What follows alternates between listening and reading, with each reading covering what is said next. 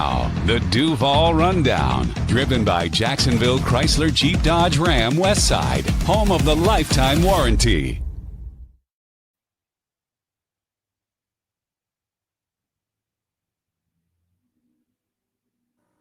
Good morning. I guess here we are talking stunning. Good morning. Welcome to Frangie, voice of the Jaguars and host of the Frangie Show. Frank, the floor is yours. I'm not sure exactly what we witnessed, but it was definitely one of the most disappointing losses in franchise history. Yeah, certainly it's the biggest loss, it's the biggest lead they've ever blown in the 31 years they've had a franchise. They've never blown a lead this big. Look, as a longtime sports fan, it's the worst. We've all lived it. It's the worst thing you can live. I watched it when the Gators. I know this is about the Jags, but indulge me for a second. I watched it when the Gators were up in Tallahassee, 31-3. I watched it when the Gators were up on Miami in 2002 or 2003, 33-10. It's the worst thing as a fan you can watch. Your team's well ahead. The game is in hand. And all of a sudden, here comes the other guy. And you can't stop him. And you can't get off the field. And you can't get your offense. You can't stay on the field. And it's the most gut-wrenching thing for a fan to watch. And frankly, for a team to go through. It's improbable. It was, and we'll go through the reasons why we think it happened, but it's the most disheartening thing. You heard Liam Cohen after the game. You could tell he was disheartened by it. It's the most disheartening thing a fan can go through. And if you've been a sports fan long enough, Hayes, and you and I have, you've seen it. You've seen teams go through it, and you try and figure out why you went through it and how you fixed it. But yeah, there's by now it's they've all heard it. They know it was one of the biggest collapses. It was the biggest collapse they've ever had in their franchise's history. It'll be one of the biggest ones in the NFL this year. You're up 19 points in the fourth quarter. And you can't stop it. So there's a lot of reasons, and I'm sure you'll ask me that, and we'll go through it. The offense has got. I put it more of it on the offense. I think the offense, if they just make a couple first downs. I thought the defense played pretty well most of the game. Ran out of gas at the end. They're still on the field. Defenses wear down a little bit. So I probably put more of it on the offense than the defense, but it was everybody. The defense couldn't make one play. The offense couldn't make one first down. And then at the end of the game, when it looks like despite all that, your quarterback makes two pretty good plays. He runs for 21 yards against all odds, no timeouts. He somehow scrambles for 21 yards and gets out of bounds. And a play later throws a dart to Parker Washington to the 43-yard line, which is going to set up a 61-yard field goal, which is a chip shot for this guy. Okay, I'm exaggerating. You know the point. And then you've got a hands to the face. One last penalty in a day full of bad things. So everybody contributed a little bit, Hayes. It's one of the hardest things for a fan and a team to watch. It really is. Yeah, without a doubt. And the thing that I was most struck by is how they just cannot get to the quarterback. I mean, entering the game, they were last in the league in sacks, but you felt like, all right, Houston has really struggled. The Jaguars got after Stroud in the first meeting, a 17-10 Jaguars win in week 3. And you just felt like this would be the day where Josh Hines-Allen and Trayvon Walker really showed up, and they were non-existent. And not to put it all on them, because the tackles haven't provided much of an inside rush at all. I'm not even sure that like Mason Smith has done anything all year. But I mean, it's a horror show how bad the pass rush has become. And Liam Cohen, who has tried to avoid, I think, harsh criticism in press conferences, I thought it was really striking yesterday where he was basically like, we can't get there with 4. We can't do it. And, that's a pretty tough place to be in when you're going up against a backup quarterback who's not mobile, really. And you're going up against several backup offensive linemen. And he's got all day and is able to find a rhythm and kill you in the fourth quarter. Yeah, it's hard to argue that, Hayes. There's a lot of glaring things, but it's hard to argue your point that that's the most glaring. I hear you. It's hard to argue. They can't get there at all. And Davis Mills And here's what happens is once he wasn't very good to start the game. He throws an interception to start the game. But once he found a rhythm and they couldn't get home, he had all the time in the world. I think the two things that stood out to me the most, that was one, and that's probably, and I can live with that one being first. The other thing is they're also not protecting. Now, look, they're playing two great pass rushers. I understand that. But there's whether it's no time to throw because the line just can't protect, or whether Trevor holds the ball too long. There's no quick game where you get the ball out quick, or whether nobody's open so he can't get the ball out quick. Whatever that combination is, whether it's the offensive line not blocking well enough, whether it's Trevor holding the ball too long, whether it's nobody getting open so he has to hold the ball too long, or there's not enough quick game short routes there for it. All of that together, that was almost as bad and disappointing as the fact that they can't get to the quarterback either. Although that's what it added up to, Hayes. The fact that they can't get to Davis Mills, so the Texans come down the field 3 straight times, and they can't get the ball out and complete passes, so they can't stay on the field. Look, when you blow a 19-point lead in the fourth quarter, you got to have a lot of people participating, right? You got to have a lot of things that contribute to it, and it all did. It all contributed to it. Those two things stood out to me the most. Trevor's getting beat up a lot because his passer rating isn't good and he's not delivering big wins. But again, I'm not smart enough to know, are there guys open and he doesn't see them, or is there nobody open? But it seems to me he didn't have much time yesterday. Those two great pass rushers were all over him. They were beating the Jaguar tackles left and right. I don't know what else you could do. That stood out to me. And again, for all the things the quarterback didn't do, gosh, of all the things I wish were different in that game, I wish Adoba had not had the hands to the face, which was a good call, by the way. You saw the replay. He grabbed his face mask. But you wish that hadn't happened, because wouldn't it have been fun just to see Cam Little try that 61-yarder to win the game? Absolutely. It shouldn't have come to that. It shouldn't have come to your point, to everybody's point. It shouldn't have come down to that. But after all that, the quarterback scrambles for 21 yards, which is an amazing play. Had no timeouts. Here's what you need with no timeouts. And 3rd and 19 or whatever it was, you need a 21-yard play and get out of bounds. Well, somehow they did it. If they'd have kicked the field goal, Houston media would have been saying, how in the world do you let them convert that long play? And then he converts another play to Parker Washington to the 43-yard line. That would have been a 61-yard field goal. We all know it would have had the distance, right? No one's even going to debate that. It's just, would he have missed it left or right, or would he have drilled it? And we didn't get a chance to see that. So, again, it shouldn't have come to that, but that's the one that kind of stuck with me. But, yeah, you're right. Back to your point, there's no pass rush. And Liam Cohen said it after the game. Your point's a very good one that you just made. He's tried not to say that because he's very supportive of his guys. And it's not like everyone's out there not trying, and it's not an effort issue. But there's been no pass rush. Without a blitz, there's been no pass rush. And that really came home to roost yesterday in that fourth quarter. You're exactly right. Yeah, and Walker Little and Anton Harrison got thrown around all day long. So they've got, massive problems on the line of scrimmage on both sides. And, it's just hard to fix once you get this deep into a season. And now, obviously, you're beyond the trade deadline. So anybody that you would add is just basically a street free agent in November. So, obviously – low probability that anybody out there is going to be able to step in and help you at all. So this is the club.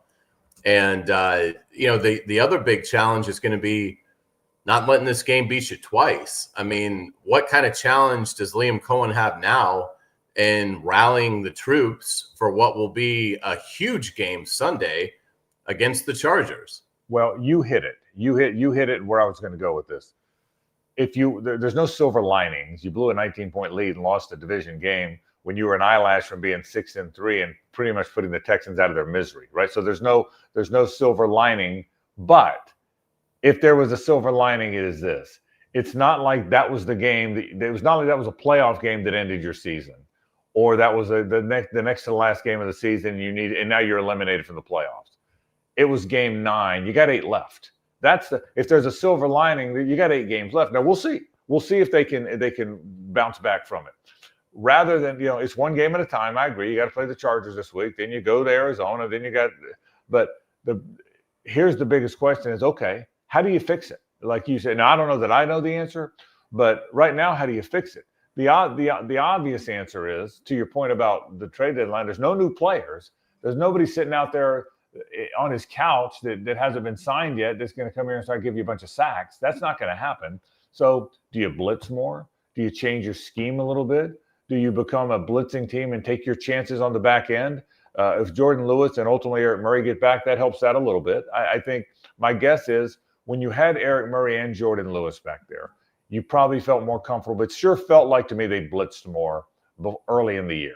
And I think because you felt comfortable with your back group. So I think that's probably an issue a little bit. When Travis Hunter, Jordan Lewis, and Eric Murray are playing your secondary, my guess is Anthony Campanile is more confident to blitz than he was yesterday. At least that's my guess. So that's one way to fix it. The other thing's the offense. Your offensive linemen are your offensive linemen. Who you have is who you have. Can you come up with some sort of a quick game where you get the ball out a little bit?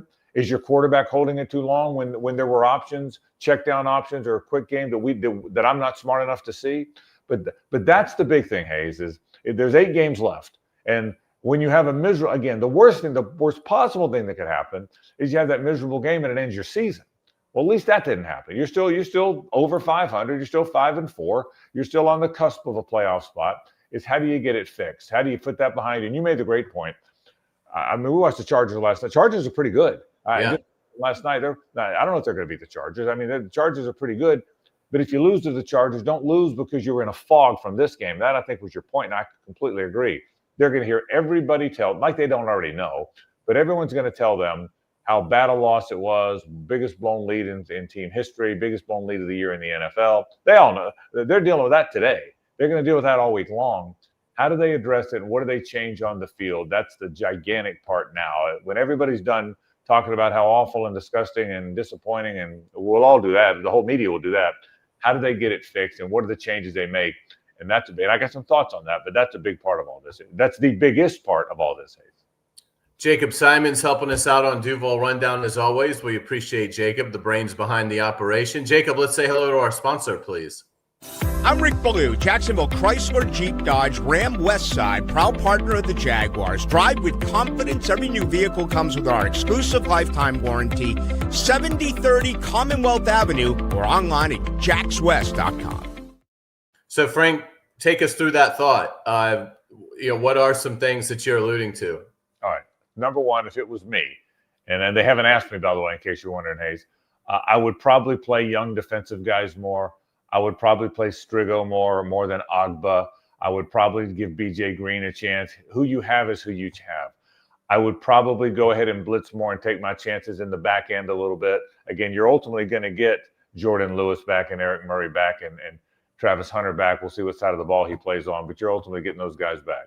So the obvious answer is I think you have to come up with some different pressures. If that means more man defense and you're not really a man team, you take your chances. I think I'd rather sometimes, Hayes, get beat on a 60-yard play and get my offense back on the field than that death by 1,000 cuts that they had yesterday, right? So I think, number one, I would put Strigo look like he's got a little something to me.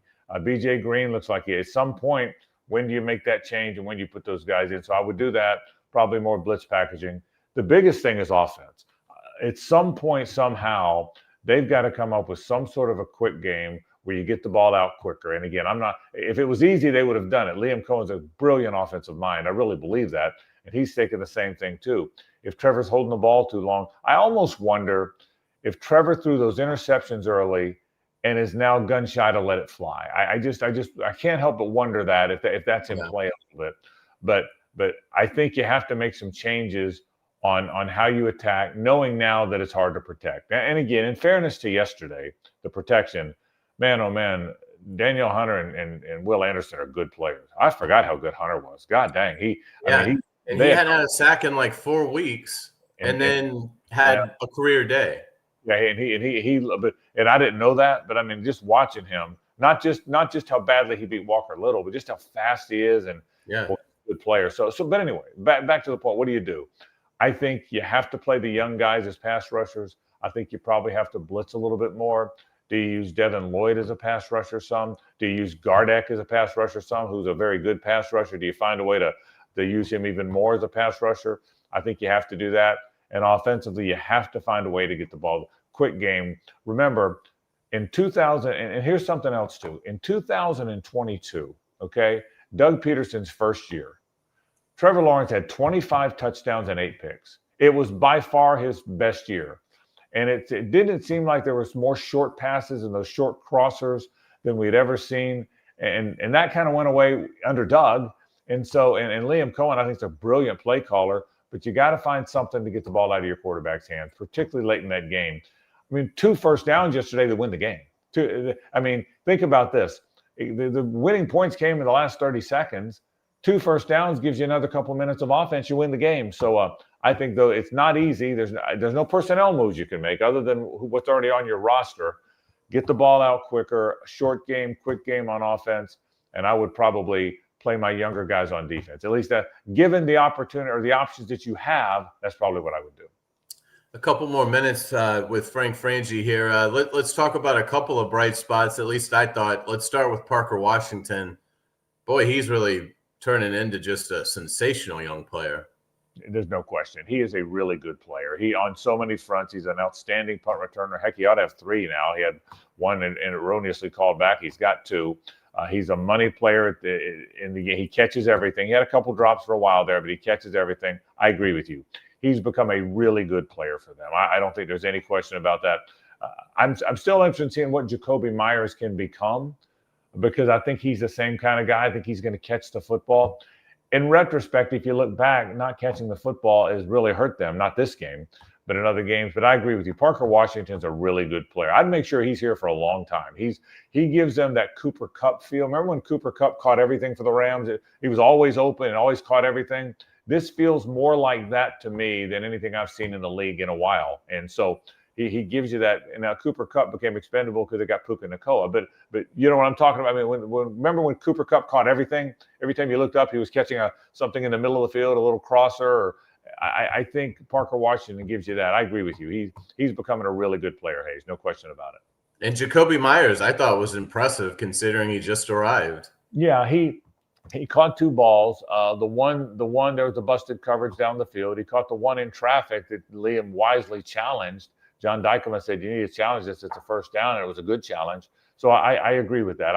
I think that's going to be interesting. And I do think, for all he doesn't give you, Brian Thomas Jr. back with those guys, and, of course, Travis Hunter back with those guys, makes your receiving core decent. It's not been great, and I'm not making excuses. That was a blown lead that has nothing to do with who didn't play.